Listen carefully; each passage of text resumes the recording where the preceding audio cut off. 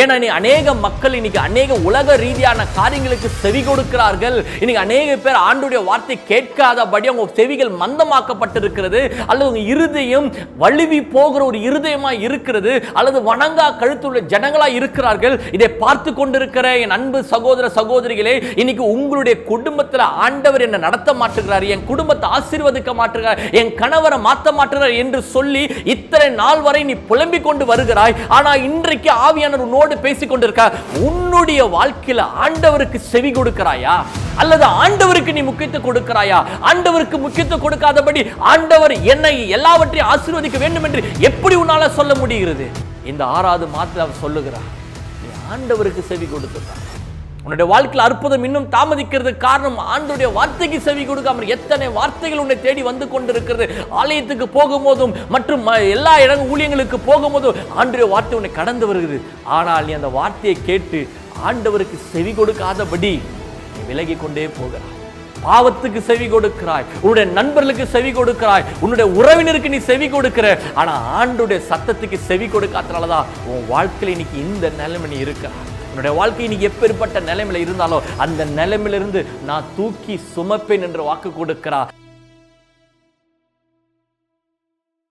இயேசு கிறிஸ்துவின் இனிதான நாமத்தில் ஒரு புதிய மாதத்திலே உங்களை சந்திக்க வந்திருப்பது நான் மிக்க மகிழ்ச்சி அடைகிறேன். விசேஷமாக இந்த புதிய மாதத்தில் ஆண்டவர் உங்களுக்கென்று கொடுக்கிற ஒரு வாக்குத்தத்தத்தை அவளோடு நீங்கள் பார்க்க வந்திருக்கிறீங்களே. ஸோ இந்த வாக்குத்தத்த தேவ செய்தியை பார்க்க வந்திருக்கிற உங்கள் யாவருக்கும் புதிய மாத நல்வாழ்த்துக்களை தெரிவித்துக் கொள்கிறேன். சந்தோஷமாக இருக்கீங்களா?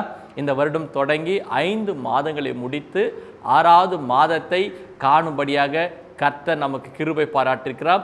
இந்த 6வது மாதத்தில் ஆண்டவர் எனக்காகவும் என் குடும்பத்திற்காகவும் அல்லது என் எதிர்காலத்தில் வைத்திருக்கிற திட்டத்தை ஆண்டவர் என்னோடு பேச போகிறார் என்ற ஒரு எதிர்பார்ப்போடு நீங்கள் இந்த தேவ வார்த்தையை கேட்க வந்திருக்கீங்களே. ஸோ நிச்சயமாகவே இந்த வார்த்தை உங்களோடு பேச இருக்கிறார். ஏன்னா அநேகருக்குள்ள ஒவ்வொரு மாதம் பிறக்கும் போது பல கேள்விகளோடு தான் அவர்கள் அந்த மாதத்தில் அடி எடுத்து வைக்கிறார்கள். அல்லது இந்த மாதத்திலேயாச்சும் கர்த்தர் எனக்கு ஏதாவது செய்வாரா, அல்லது இயேசு அறியாத நண்பராக கூட நீங்கள் இருந்தால் இந்த மாதத்திலேயாச்சும் இந்த இயேசு எனக்கு ஒரு அற்புதம் செய்வார் என்று பல பேருக்கு ஒரு எதிர்பார்ப்போடு தான் ஒரு புதிய மாதத்தை துவங்குறாங்க. ஸோ நீங்கள் கூட அதே போல் ஒரு எதிர்பார்ப்போடு தான் இருக்கீங்களே. இந்த காரியத்தில் ஆண்டவர் எனக்கு ஒரு அற்புதத்தை செய்ய மாட்டார் என்று. ஸோ நிச்சயமாகவே சொல்லுகிற ஆண்டவருடைய கரம் குறுகி போகவில்லை, அவருடைய வல்லமைகள் இன்னும் மாறவில்லை, அவருடைய அற்புதங்கள் இன்னும் தடுத்து நிறுத்தப்படவில்லை.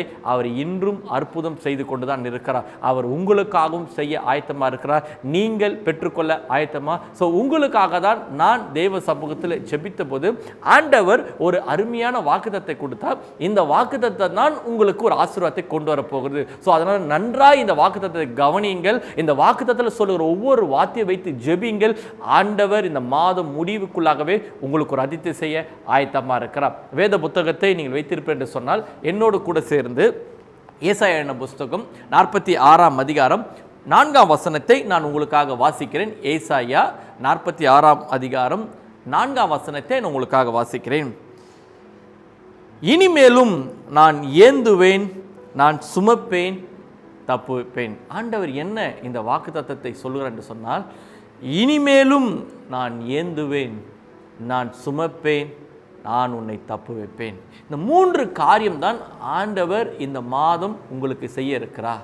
ஏனால் அநேகருக்குள்ள என்ன ஒரு காரியம்னா, ஏன் ஆண்டவர் எனக்கு சில காரியத்தில் அற்புதம் செய்ய மாட்டேங்கிறார் என்ற ஒரு கேள்வியோடு அல்லது ஒரு கலக்கத்தோடு நீங்கள் இருந்து கொண்டிருக்கீங்க.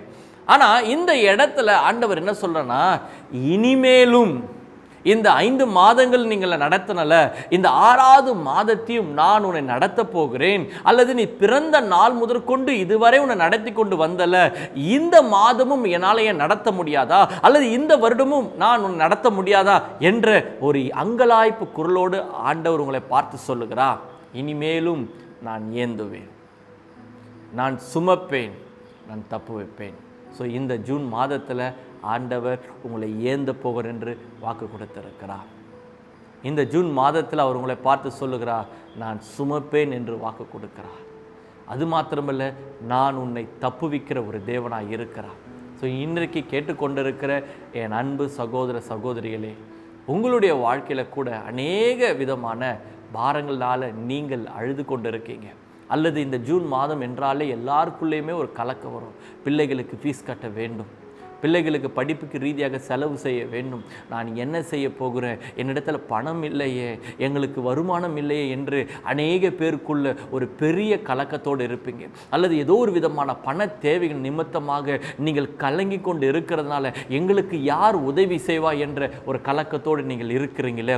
அல்லது இயேசு அறியாத நபராக இருந்து கொண்டு இருக்கிறீங்களே, இந்த இயேசுவாச்சும் எனக்கு ஒரு உதவி செய்ய மாட்டாரா என்ற ஒரு அங்கலாய்ப்போடு இருக்கீங்களே. ஆண்டவர் உங்களுக்காக தான் இந்த வார்த்தையின் மூலமாக சொல்லுகிறார். ஸோ இதே வசனத்தின் முந்தின வசனத்தை நம்ம வாசிக்கும் போது ஏசாயா 46 அதிகாரம் 3 வசனம், யாக்கோபின் சந்ததியாரே, இஸ்ரவேல் சந்ததியில் மீதியாக சகல ஜனங்களே, எனக்கு செவி கொடுங்கள். தாயின் வயிற்றில் தோன்றினது முதல் உங்களை ஏந்தி, தாயின் கர்ப்பத்தில் உற்பத்தி ஆன முதல் உங்களை தாங்கினேன். ஆண்டவர் என்ன சொல்றேன்னா, பிறந்தது மாத்திரமல்ல, தாயின் வயிற்றில் தோன்றும் பொழுதே, உங்களுடைய தாயின் வயிற்றில் உருவாகும் பொழுதே நான் தான் உன்னை தாங்கினேன், நான் தான் உன்னை தாங்கினேன் என்று சொல்ல அந்த வசனம் அதான் சொல்லுது. தாயின் வயிற்றில் தோன்றின முதல் உங்களை ஏந்தி, அந்த கர்ப்ப பையில கரு உருவாகும் போதே நான் உன்னை ஏந்தினேன் என்று கர்த்தர் சொல்லுகிறார். யாருமே உங்க தாய் கூட உங்களை ஏந்தாத போது நான் உன்னை ஏந்தினேன். அந்த நாள் முதற்கொண்டு தாயின் வயிற்றில் பிறந்ததுக்கு அப்புறம் நான் உங்களை தாங்கினேன் என்று கர்த்தர் சொல்லுகிறார். இது உங்களால் புரிந்து கொள்ள முடியுது என் அன்பு சகோதர சகோதரிகளே. கருவில் உண்டான போது எல்லாராலையும் நம்பிக்கை அடக்க முடியாது, கருவில் உண்டான போது எல்லாராலையும் நம்ப முடியாது இந்த கரு எப்படியாவது ஒரு குழந்தையா மாறுமா. ஏன்னா மருத்துவர் சொல்லுவார்கள், ஒரு 3 மாத அளவும் நீங்க இதை செய்யாதீங்க, அதை செய்யாதீங்க, படிக்கட்டு ஏறாதீங்க என்று இப்படியாகவே நமக்கு அட்வைஸ் கொடுப்பாங்க. ஏன்னா அந்த கரு எந்த நேரத்தில் வேணா என்ன வேணா ஆகலாம். அதனால 3 மாதம் வரைக்கும் அந்த கருவை நீங்கள் பத்திரமாக பார்த்து கொள்ள வேண்டும். அதனால தான் நிறைய பேர் அந்த கரு உண்டான போது ஒரு 3 மாதம் யாருக்கிட்டே சொல்ல மாட்டாங்க. ஆனா ஆண்டவர் என்ன சொல்றா, உன் கரு உண்டான நாள் முதல் நான் உன்னை ஏந்தினேன், உன் கரு என்னுடைய கரத்தில் இருந்தது, எத்தனையோ தீங்கு வந்தது, எத்தனையோ அழிக்கும்படியாக திட்டங்கள் இருந்தது, உன்னை எப்படியோ நிர்மூலமாக்க வேண்டிய சாத்தான் நினைத்திருந்தா, ஆனால் நான் என் கரத்தில் இருந்தனால தான் உன் கருவே உருவாகுவதற்கு அல்லது 10 மாதங்கள் உன்னுடைய தாயின் கர்ப்பத்தில் இருப்பதற்கு நான் ஏந்தினேன்னு சொல்கிறேன். ஸோ தாயின் கர்ப்பத்திலே நீங்கள் கடவுளை அறியாத பொழுது, உங்கள் தாய் உங்களை பார்க்காத பொழுது, உங்களுடைய தகப்பன் உங்களை பார்க்காத போது, அல்லது உங்கள் தாய் உங்களை தாங்காத போது கூட அவர் உங்களை தாங்கினார்னா, ஏன் இத்தனை நாட்கள் நடத்தின தேவன் இந்த மாதம் ஏன் உங்களை நடத்த மாட்டாரா? அல்லது மீதமுள்ள வருடங்களை அவர் நடத்த மாட்டாரா? நிச்சயமாகவே நடத்துகிற நண்பு தேவ ஜனங்களே. 2வது சொல்லுகிறா, நான் தாங்கினேன். கர்ப்பத்தில் உற்பத்தியான முதல் நான் உங்களை வசனம் சொல்லுகிறது, தாயின் கர்ப்பத்தில் உற்பத்தியான முதல் உங்களை தாங்கினேன். எப்படி பிள்ளை பெற்றெடுத்த உடனே மருத்துவர்கள் குழந்தை எடுத்துன்னு வந்து தாயின் கரத்திலேயோ அல்லது தகப்பனிடத்திலேயோ அல்லது உறவினிடத்தில் கொடுக்குறார்களோ, அதே போல் கர்த்தர் சொல்லுகிறார், நான் உங்களை தாங்கினேன். சிறு வயது வரை உன்னை தாங்கினல்ல, வாலிபத்தில் உன்னை தாங்கினல்ல, திருமண வாழ்க்கையில் தாங்கினல்ல, ஏன் மீதமுள்ள வாழ்க்கையில் நான் தாங்க மாட்டேன், ஏன் உனக்கு நம்பிக்கை இல்லை? அது மாத்திரமல்ல, வசனம் சொல்லுகிறது, உங்கள் முதிர் வயது வரைக்கும் நான் அப்படி செய்வேன். ஸோ ஆண்டவர் உங்கள் முதிர் வயது வரைக்கும் அவர் உங்களை நடத்துகிற ஒரு நல்ல தேவனை நீங்களும் நானும் ஆராதிக்கிறோம். இன்றைக்கு இதை கேட்டுக்கொண்டிருக்கிற என் அன்பு சகோதர சகோதரிகளே, உங்களுடைய வாழ்க்கை நீங்கள் வசித்து கொண்டிருக்கிற சூழ்நிலையில் அல்லது நீங்கள் இருந்து கொண்டிருக்கிற பாதியில் உங்களுடைய வாழ்க்கை நின்று விடாது அல்லது முடிந்து விடாது. ஆண்டவர் என்ன சொன்னார், நான் முதிர் வயது வரைக்கும் உங்களை நடத்த போகிறேன். ஒருவேளை உங்களுக்கு அது தெரியாமல் இருக்கலாம், என்னுடைய அடுத்த 6 மாதங்கள் எப்படி இருக்க போகுது என்று தெரியாமல் இருக்கலாம், அல்லது அடுத்த வருடங்கள் எப்படி என்னுடைய வாழ்க்கை மாறப்போகுது என்று தெரியாமல் இருக்கலாம், அல்லது இன்னும் ஒரு 5 வருடங்களுடைய வாழ்க்கை எப்படி உயரப்போகுது என்று தெரியாமல் இருக்கலாம். ஆனால் இதுவரை ஆண்டவர் உங்களை நடத்தினார் என்று சொன்னால், மீதமுள்ள நாட்களிலும் அவர் நடத்தக்கூடிய வல்லமுள்ள தேவனா இருக்கிறார். ஆனால் ஆண்டவர் என்ன சொல்றாருன்னா, நான் இதெல்லாம் உனக்கு செய்ய ஆயத்தமா இருக்கிறேன், ஆனால் நீ மாத்திரம் எனக்கு ஒரே ஒரு காரியத்தை செய்ய வேண்டும், நீ மாத்திரம் எனக்கு ஒரே ஒரு காரியத்தை செய்ய வேண்டும். அப்படி செய்தினால் நிச்சயமாக உங்களுடைய வாழ்க்கையில் நீ நினைக்காத காரியத்தை நான் செய்யணும் என்று அவர் உங்களோடு பேசுகிற தேவனா இருக்கிறார். என்ன சொல்லுகிற அந்த முதல் வசனத்திலே ஏசாயா 46 அதிகாரம் 3 சொல்லுது, யாக்கோபின் சந்ததியாரே, இஸ்ரவேல் சந்ததியில் மீதியாக சகல ஜனங்கள் எனக்கு செவி கொடுங்க. ஆண்டவருடைய வார்த்தைக்கு செவி கொடுங்க. ஏன்னா நீ அநேக மக்கள் இன்னைக்கு அநேக உலக ரீதியான காரியங்களுக்கு செவி கொடுக்கிறார்கள். இன்னைக்கு அநேக பேர் ஆண்டவருடைய வார்த்தை கேட்காதபடி அவங்க செவிகள் மந்தமாக்கப்பட்டிருக்கிறது, அல்லது உங்க இருதயம் வழுவி போகிற ஒரு இருதயமா இருக்கிறது, அல்லது வணங்கா கழுத்துள்ள ஜனங்களா இருக்கிறார்கள். இதை பார்த்து கொண்டிருக்கிற என் அன்பு சகோதர சகோதரிகளே, இன்னைக்கு உங்களுடைய குடும்பத்தில் ஆண்டவர் என்ன நடத்த மாட்டுகிறார், என் குடும்பத்தை ஆசீர்வதிக்க மாட்டுகிறார், என் கணவரை மாற்ற மாட்டுகிறார் என்று சொல்லி இத்தனை நாள் வரை நீ புலம்பிக் கொண்டு வருகிறாய். ஆனா இன்றைக்கு ஆவியானவர் உன்னோடு பேசிக் கொண்டிருக்கார். உன்னுடைய வாழ்க்கையில் ஆண்டவருக்கு செவி கொடுக்கிறாயா, அல்லது ஆண்டவருக்கு நீ முக்கியத்துவம் கொடுக்கிறாயா? ஆண்டவருக்கு முக்கியத்துவம் கொடுக்காதபடி ஆண்டவர் என்னை எல்லாவற்றையும் ஆசீர்வதிக்க வேண்டும் என்று எப்படி உன்னால சொல்ல முடிகிறது? இந்த 6வது மாதத்தில் அவர் சொல்லுகிறார், நீ ஆண்டவருக்கு செவி கொடுத்து பார். உன்னுடைய வாழ்க்கையில் அற்புதம் இன்னும் தாமதிக்கிறதுக்கு காரணம் ஆண்டவருடைய வார்த்தைக்கு செவி கொடுக்காமல். எத்தனை வார்த்தைகள் உன்னை தேடி வந்து கொண்டிருக்கிறது. ஆலயத்துக்கு போகும்போதும் மற்றும் எல்லா ஊழியங்களுக்கு போகும்போதும் ஆண்டவருடைய வார்த்தை உன்னை கடந்து வருகிறது. ஆனால் நீ அந்த வார்த்தையை கேட்டு ஆண்டவருக்கு செவி கொடுக்காதபடி நீ விலகி கொண்டே போகிறாய். பாவத்துக்கு செவி கொடுக்கிறாய், உன்னுடைய நண்பர்களுக்கு செவி கொடுக்கிறாய், உன்னுடைய உறவினருக்கு நீ செவி கொடுக்கிற.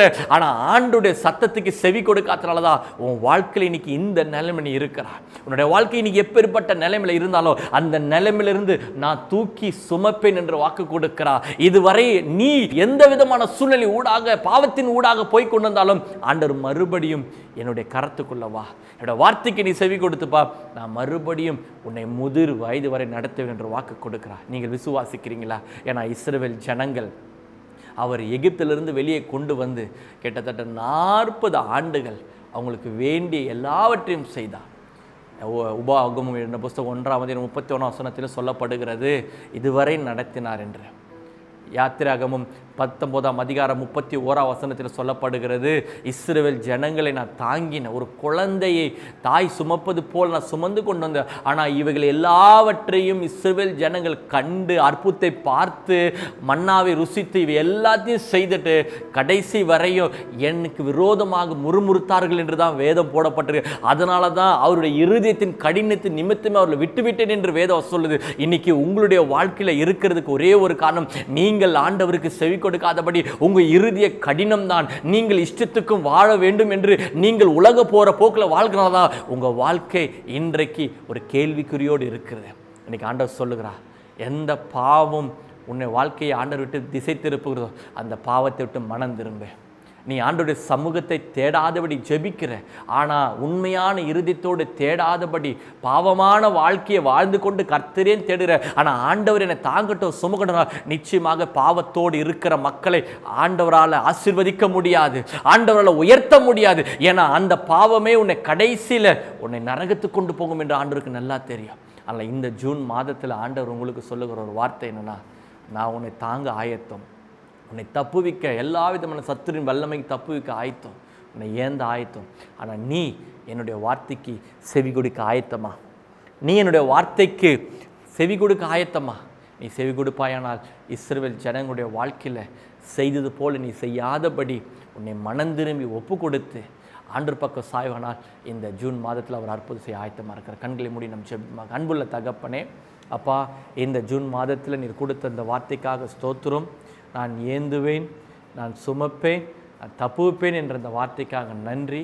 யாருடைய வாழ்க்கையெல்லாம் என்னை கடவுள் ஏந்த மாட்டாரா, என்னை சுமக்க மாட்டாரா, என்னை தப்புவிக்க மாட்டாரா என்ற அங்கலாய்ப்போடு இருக்கிறார்கள யாருடைய வாழ்க்கையில் அவர்களுக்கெல்லாம் ஒரு அற்புதம் செய்யும்படியே நாங்கள் ஜெபிக்கிறோம், ஒரு அதிசயத்தை செய்யும்படியாக நாங்கள் ஜெபிக்கிறோம். இன்றைக்கி ஆண்டுடைய வார்த்தைக்கு செவி கொடுக்காதபடி விலகி இருக்கிற எல்லா செவிகளும் உன் பக்கம் திரும்பி வரும்படியாக நாங்கள் ஜெபிக்கிறோம். உங்களை விட்டு பின்வாங்கி போன எல்லா சூழ்நிலையிலிருந்து மறுபடியும் ஆண்டவர் பக்கம் இழுத்து கொண்டு வரும்படியாக நாங்கள் ஜெபிக்கிறோம். இவருடைய வாழ்க்கையை கடினப்படுத்தி வைத்திருக்கிற எல்லா இறுதிய கடின கர்த்தர் விடுதலையாக்கும்படியாக நாங்கள் ஜெபிக்கிறோம். இந்த ஜூன் மாதம் நீ அற்புதம் செய்வீராகப்பா. இவங்களுடைய வாழ்க்கையில் நீங்கள் சுமக்க போகிற கிருபைக்காக உமக்கு நன்றி செலுத்துகிறோம். நீர் ஏந்த போகிற கிருபைக்காக நன்றி ஆண்டவரே. என்ன விதமான பாரங்கள், என்ன விதமான கவலைகள் இருந்தாலும் அது எல்லாவற்றையும் கர்த்தர் மாற்றி நீர் அவர்களை ஆசீர்வதிக்க போகிற கிருபைக்காக நன்றி. இந்த ஜூன் மாதத்தில் இவர்கள் எல்லாரையும் நான் பிளஸ் பண்ணி ஆசீர்வதித்து நாங்கள் ஜெபிக்கிறோம். உங்களுடைய கரத்தில் நாங்கள் ஒப்பு கொடுத்து ஜெபிக்கிறோம். நடத்துவீராகப்பா. தேவைகள் சந்திக்கப்படட்டும், பிள்ளைகளுக்கு ஃபீஸ் கட்ட வேண்டிய பணத்தில் சந்திக்கப்படட்டும். ஆண்டவரே, என்னென்ன காரியங்களுக்காக ஜெபித்து கொண்டிருக்கிறோ அதில் ஒரு அற்புதம் செய்யும்படியே நாங்கள் ஜெபிக்கிறோம். நான் மனதார வாழ்த்தி ஆசீர்வதித்து நாங்கள் ஏசின் மூலம் கேட்குறோம் எங்கள் சின்ன தகப்பனே, ஆமீன். என் அன்பு தேவ ஜனங்களே, நிச்சயமாகவே ஆண்டவர் உங்களை இந்த மாதம் கொடுத்த வாக்குத்த பிரகாரம் உங்களை நடத்துவார், சோர்ந்து போகாதீங்க.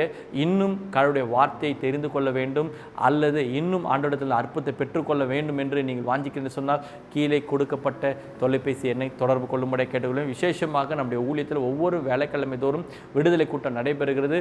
நீங்கள் சுற்று வட்டாரத்தில் இருப்பீர்கள் சொன்னால் நம்முடைய ஊழியத்துடன் நண்பரை தொடர்பு கொண்டு இந்த ஜெபத்தில் பங்கு பெறுங்கள். அநேக பேர் விடுதலை ஆகிறதை கண்கூடாக நாங்கள் பார்த்து கொண்டிருக்கிறோம். ஸோ நீங்களும் வந்து விடுதலை பெற்றுக்கொள்ளும்படி கேட்டுக்கொள்கிறேன். அது மாத்திரமல்ல, இந்த சேனலை நீங்கள் சப்ஸ்கிரைப் பண்ணலைன்னா சப்ஸ்கிரைப் பண்ணுங்கள். ஏன்னா தொடர்ந்து உங்களுக்கு நான் கொடுக்குற தேவனுடைய வார்த்தை உங்கள் வந்து சேரும். நிச்சயமாக அதன் மூலமாக நீங்கள் தேவனுடைய காரியத்தில் வளர்வதற்கு ஏதுவாக இருக்கும். ஆனால் எனக்காகவும் இந்த ஊழியத்துக்காக ஜெபித்துக் கொள்ளுங்கள். கர்த்தர் பெரிய காரியத்தை செய்கிறாங்க. ஆமென்.